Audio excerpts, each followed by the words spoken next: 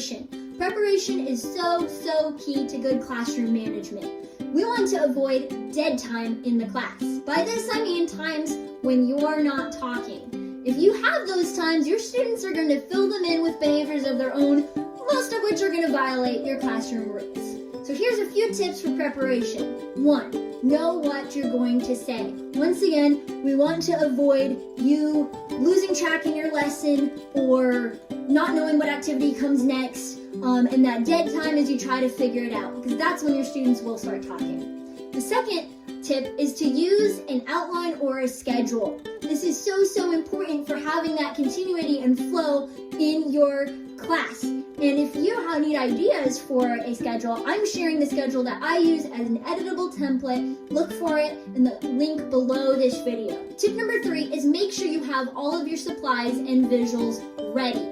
You don't want dead time as you try to go find wherever they are in your classroom.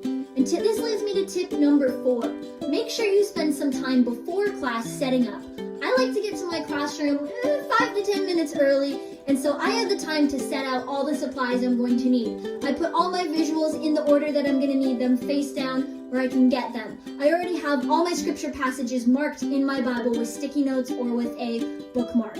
If I'm going to use a craft or a game, I already have all the supplies set up out of reach where it's all just there so I can grab it. This helps things continue and flow.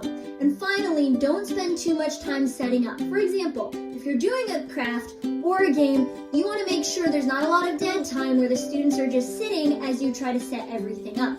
Make sure you set as much as you can up beforehand, or if your students are a little bit older, involve them in the setup so they're not just doing nothing. There's a few tips for preparation. What tips do you like to use to prepare in your Sunday school classroom? Share them with me in the comments below.